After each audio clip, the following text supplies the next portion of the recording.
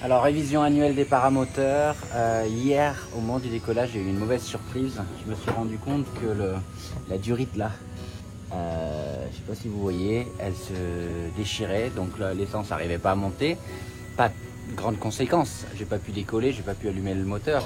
Sauf que avant-hier, j'ai volé à Doulan et ça veut dire que la durite commençait déjà à se déchirer.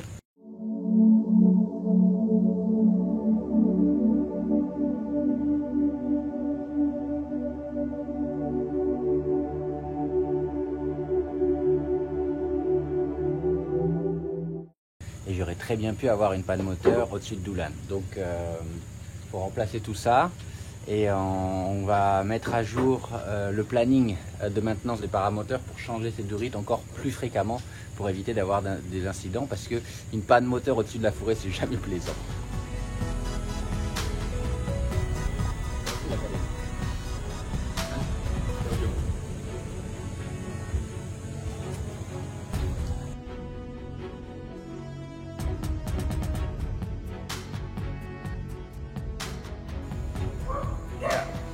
Satu, dua, tiga. Donc on a fait la maintenance des paramoteurs. Aujourd'hui, c'est le tour des parachutes de secours. Tous les 6 mois, il faut ouvrir les parachutes de secours, s'assurer qu'ils s'ouvrent bien, qu'il n'y a pas de souci avant de les replier. Et là, on va tester un des parachutes. Silakan. Kencang. Kencang, kencang, kencang, kencang, kencang, kencang. Alors pourquoi c'est important de tous les 6 mois replier les parachutes de secours? Donc c'est le parachute qu'on va lancer au cas où la voile a un souci lorsqu'on fait une patrouille aérienne en paramoteur. Donc c'est important tous les 6 mois d'ouvrir le parachute, de le replier pour s'assurer qu'il n'est pas collé à cause de l'humidité. On ne voudrait pas que le jour où on en a besoin, on lance le parachute puis on a un gros paquet comme ça tout collé parce que l'humidité a fait que la toile voilà, s'ouvre pas et ça serait un gros souci. Donc là, très bien, il s'est ouvert. Maintenant, il faut le replier et ça va prendre une bonne demi-heure.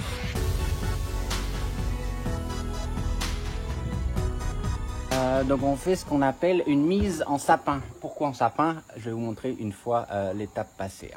Mais c'est très important d'avoir le pliage effectué de manière la plus correcte possible, parce que ce qu'on veut évidemment, que si jamais on a besoin du parachute de secours et qu'on le jette, mais qu'il se déploie le plus vite possible, parce qu'on n'est pas forcément à une altitude super haute au moment où on a un souci.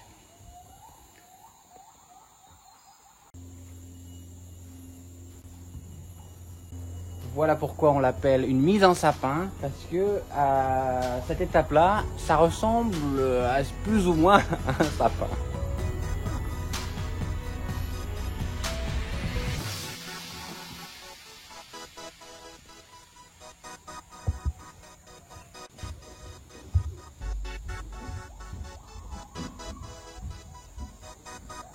Donc l'étape suivante, quand on a le sapin et les suspentes bien organisées, c'est la mise dans le pod qui est là-bas. Le pod, c'est sa première poche, là qui est bleue, et cette poche, on va la perdre en fait au moment où on lance le parachute. Mais c'est elle qui s'assure que le parachute est dans sa bonne position en fait pour l'ouverture.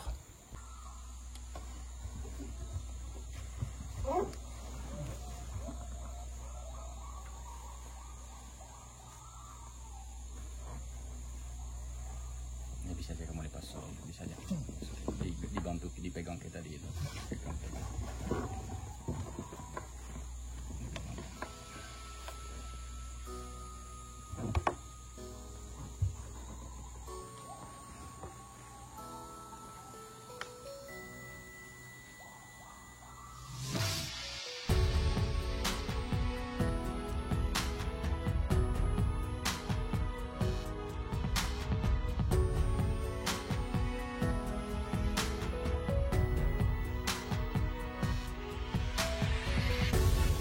Voilà, le parachute a été replié, il est de nouveau dans sa poche, prêt à être installé au paramoteur. Si jamais il y a souci, on attrape ça, on jette ça sur le côté, devant et sur le côté. Normalement, 100 mètres suffit à l'ouverture. Idéalement, c'est de ne jamais avoir à s'en servir Mais voilà, on prend toutes les précautions, évidemment. On a toujours un parachute de secours avec nous. Et en vol, très régulièrement, en vol, il est là, il est à côté. Très régulièrement, en vol, lorsqu'on patrouille, on lâche les commandes pour venir toucher la poignée, pour que ça soit instinctif. Donc si jamais demain il y a un souci, qu'on n'ait pas à la chercher, c'est instinctif, on sait où prendre la poignée et lancer. Et voilà, maintenant le deuxième paramoteur. Toi, les gars. Not bad. 1, 2 et 3.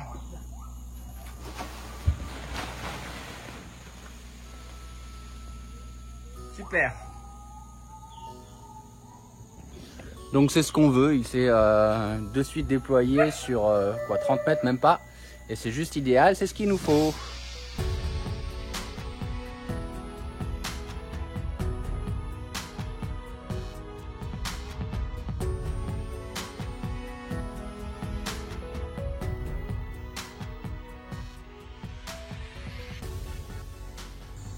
Et puis pour terminer cette vidéo, je vais vous montrer quelques images de nos caméras trappes. Ça fait pas mal de temps que je vous en ai pas montré. D'abord, on part pour la réserve d'Oulan avec des images d'un orang-outan qui passe. Ça semble être un mâle, mais que je n'arrive pas à identifier, il passe de dos. Il y a aussi l'ours, vous savez, qui avait perdu sa patte, identifiée il y a maintenant près d'1 an et demi. Certainement victime d'un piège de braconnier il y a de nombreuses années. Eh bien, il se porte toujours très bien, on l'a vu passer devant la caméra. Et aussi un mâle panthère nébuleuse. Regardez.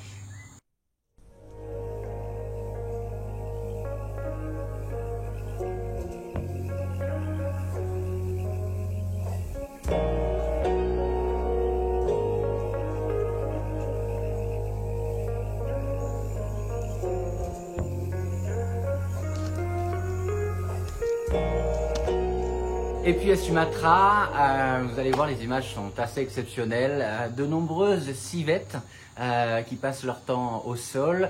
Un étonnant lorilan qui passe au sol devant la caméra en pleine nuit. C'est extrêmement rare de les voir au sol. Dans la nature, moi en 20 ans, j'ai dû en voir 3 ou 4.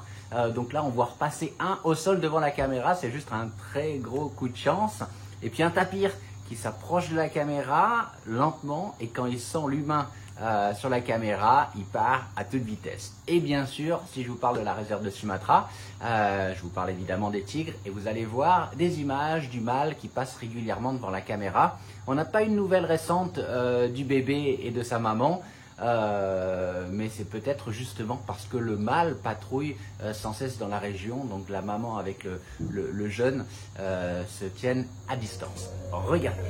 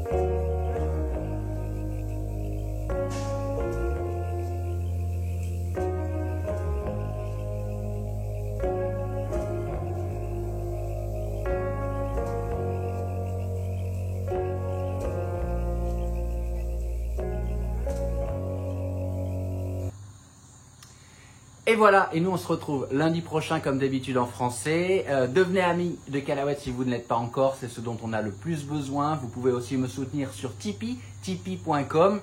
Et évidemment, si vous voulez soutenir Calaouette avec un air toujours stylé, vous pouvez acheter les produits Whoop, la marque indonésienne qui soutient Calaouette. Merci beaucoup, à lundi, ciao ciao. Whoop, gaya keren, peduli lingkungan.